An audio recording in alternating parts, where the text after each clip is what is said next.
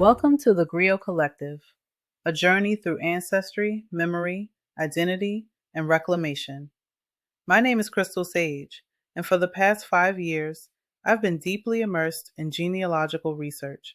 But truthfully, this journey started long before that, long before I opened my first DNA report, long before I searched a census record, and long before I realized I was carrying broken pieces of stories inside me.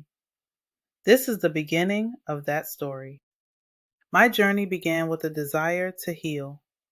I was exploring self-awareness, self-accountability, and generational trauma, really asking myself why certain patterns kept repeating in my life and in my family. Who are we really? Where do we fit into these many African American stories? And the deeper I went, the more I realized this. There were entire parts of my ancestry I knew absolutely nothing about. Pieces were missing. Stories didn't line up. Some things I'd been told growing up simply didn't feel true.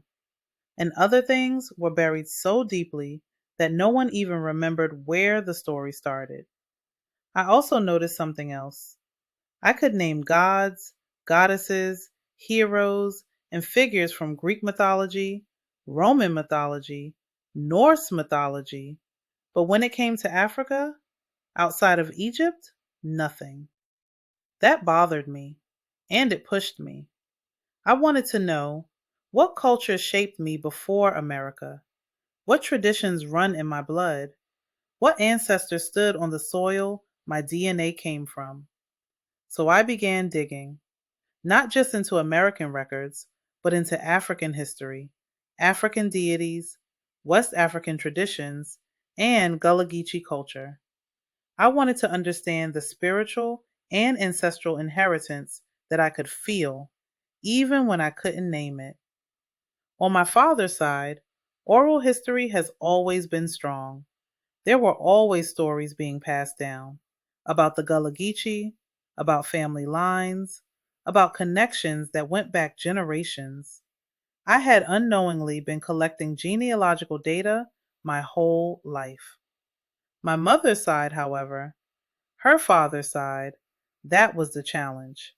That still is the maze. There were secrets. There were misconceptions. There were missing pieces no one had answers to anymore. And the lines that were well documented only went so far before hitting a wall. Even though both sides had ancestral lines that connected back to Africa, one of them very well documented, the path wasn't straightforward. I still had to verify everything through DNA, paperwork, and research. And even when things matched, new questions always appeared. When I took my first DNA test, I expected clarity. What I got instead was more confusion. I tested my father first. His results showed exactly what we expected: extremely high African ancestry, reflecting our Gullah Geechee heritage. But then, there it was, ancient Yucatan, a genetic marker that didn't fit the stories we knew. I still haven't completely traced where it came from, but the clue is sitting there, waiting for me. Then came my mother's results. She is 98% African, one of the highest percentages you'll see for descendants of enslaved Africans in America. Only 2% is split between Ireland and Native American. That level of African ancestry told me a story without speaking. Her ancestors were brought here and either kept in specific regions and didn't mix much outside the enslaved community, or they were some of the last to be transported across the ocean to be sold. Her test opened doors, but it also revealed why her side was so difficult. Her DNA said cohesive, but her records said disappeared. Names didn't match, locations changed, families split or blended or completely vanished from paperwork. Some trees had major misinformation, and some lines had absolutely nothing verified. I found myself walking in circles. But DNA also gave me clusters, groups of cousins that pointed me toward possibilities. I still haven't cracked the deepest walls yet, but every cluster gives me hope. Sometimes, hope is the only tool you have. Even with the obstacles, I discovered ancestors whose lives were so powerful, they changed the way I saw myself. The Wilcox family, Revolutionary War figures who were close to George Washington, Thomas Jefferson, and Benjamin Franklin. Their factories produced ammunition, ironworks, and supplies critical to America's independence. And connected to them are Quakers, British nobles, and some of the most influential political families in early American history. That line traces an unexpected path of privilege, power, and contradiction, especially because one of those Wilcoxes had a child with an enslaved woman, creating the line that leads directly to me. Caesar Kirk Jones, a Gullah freedom seeker who escaped into a Union stronghold in Hilton Head. He joined the Union Army. He fought. He helped Harriet Tubman conduct raids and gather intelligence across South Carolina and Georgia. And after the war, he became one of the founders of Jonesville, the first Gullah community on Hilton Head Island. His family built businesses, land, opportunity, a legacy of resilience against all odds.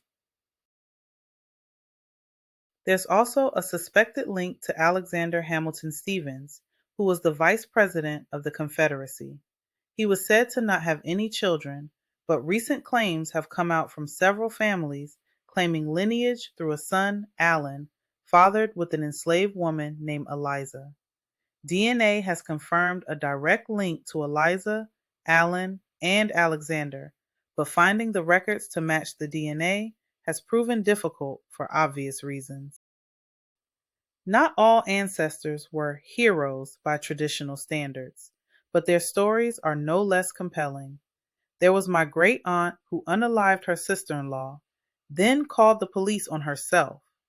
There was an ancestor charged with indecent behavior, only for the judge to drop the case because, in their words, she was a gypsy and didn't know any better. These stories remind me that our lineage is filled with complexity, humanity, struggle, joy, chaos, and life. One of the most shocking discoveries was learning that an ancestor of mine was a breeding slave. His DNA is everywhere. Thousands of matches across multiple states. Children stretching from North Carolina to Mississippi. Two wives who were actual blood sisters, living next door to each other and sharing a husband. A man who, according to oral tradition, resented emancipation because he lived comfortably under the perverse system that exploited him. His life is messy, complicated, deeply painful, and a central piece of my family's history. Untangling his web of descendants is an ongoing project that impacts both sides of my family tree. It's one of the reasons my parents' DNA overlaps in strange ways, not always by blood, but by intertwined marriages and community connections formed over generations. This discovery was humbling. It reminded me that genealogy isn't always inspirational. Along with the ancestors who were noted to be the result of violence, from master to the enslaved, it sometimes forces you to confront the violence within your own origins. I share all of this because this journey is about reconnection. There are so many young Black people right now searching for the stories our ancestors were never allowed to pass down. Stories erased by slavery, migration, fear, shame, or survival. We're finding names once lost. We're giving voice to the silenced. We're reclaiming pride, identity, culture, and truth. For me, this work is both ancestral and generational healing. It's reconciliation. It's empowerment.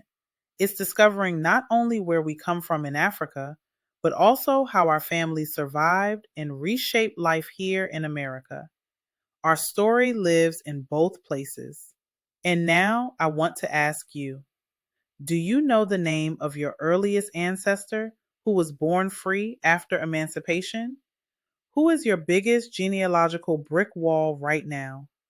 What fears or obstacles are keeping you from starting your family tree? Think about those questions. They might lead you somewhere unexpected. This podcast isn't just about my lineage, it's about all of ours. Black genealogy is resistance, it's restoration, it's revival. It's telling the truth in a world that spent centuries trying to erase it. If you're doing this work, if you've made discoveries, if you've hit walls, or if you're just beginning, I would love to hear your story because you are part of this journey too. Join me in the next episode as we step into the Gullah Geechee conversation, exploring the history, culture, language, resistance, and legacy of a people who carried Africa into the Americas and preserved it through unimaginable odds. I will also be adding an episode after this one with some tips I have picked up researching along the way. Thank you for being here. Let's reclaim our stories. Let's honor our ancestors. Let's remember, because remembering is how we heal.